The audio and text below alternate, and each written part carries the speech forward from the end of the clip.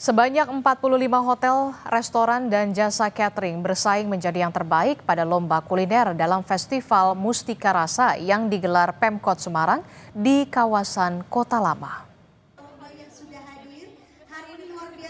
Para peserta yang merupakan para chef hotel, restoran, hingga penyedia jasa catering yang ada di Kota Semarang ini berusaha menampilkan kuliner terbaik mereka. Mereka bebas menggunakan resep dari buku Mustika Rasa karya Presiden RI pertama, Soekarno. Salah seorang peserta mengangkat kuliner khas Lampung, yaitu gulai taboh, nyeruit, dan kue eka. Pemilihan makanan khas Lampung untuk lomba karena memiliki makna mendalam setiap kulinernya.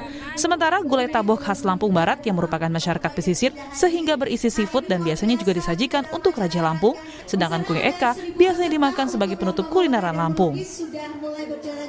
Nah, kue engkak sendiri ini biasanya untuk dessertnya orang Lampung. Kalau nyeruit, ini ciri khas kami biasanya untuk makan keluarga besar bersama. Nah, jadi memiliki arti kebersamaan dan kesederhanaan. Dan untuk rasanya sendiri, rasanya pedas, asam, segar. Karena memang semuanya produk dari fresh. Ikannya sendiri bisa ikan bakar atau ikan digoreng juga. Jadi pelengkapnya nanti sayur-sayuran. Peserta lain dari Jakarta juga ada yang membuat asinan Betawi dan semur daging kentang khas Betawi. Ada juga selendang mayang sebagai penutup. Buku Mustika Rasa dinilai sebagai warisan resep kuliner seluruh Nusantara, sehingga mereka mengambil resep dari buku karya sang proklamator. Kita mengenang Bung Karno ya, jadi membuat buku yang menjadi kitab nih. Sebenarnya itu adalah warisan.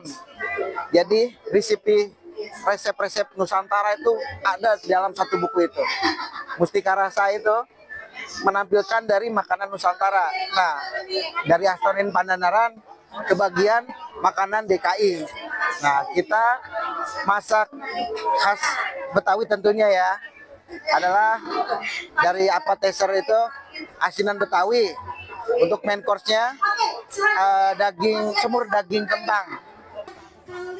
Wali Kota Semarang Agustina Wilujeng Paramestuti berharap para peserta mendapatkan inspirasi dari buku Mustika Rasa karya Bung Karno tersebut. Gelaran ini juga sebagai pembuktian bahwa kuliner Indonesia tidak kalah dan bisa menjadi sajian skala internasional. Harapan saya adalah mereka mendapatkan inspirasi dari resep masakan yang ada di buku Mustika Rasa. Ini kan buku jadul, buku keluaran zaman pemerintahannya Bung Karno yang diinisiasi oleh Bung Karno, dikeluarkan oleh Kementerian Pangan Pertanian. Nah, dari situ kita akan bisa melihat bahwa resep Indonesia nggak kalah. Ini sebenarnya bisa menjadi sajian di hotel internasional.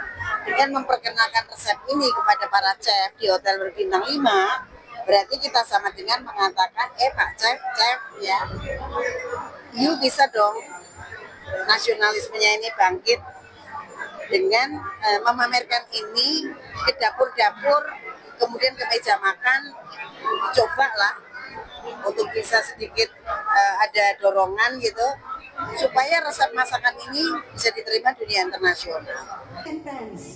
Seperti diketahui, lomba kuliner Nusantara ini merupakan bagian dari Festival Mustika Rasa, di mana gelaran ini merupakan rangkaian peringatan Bulan Bung Karno yang digelar oleh Pemkot Semarang bersama stakeholder terkait.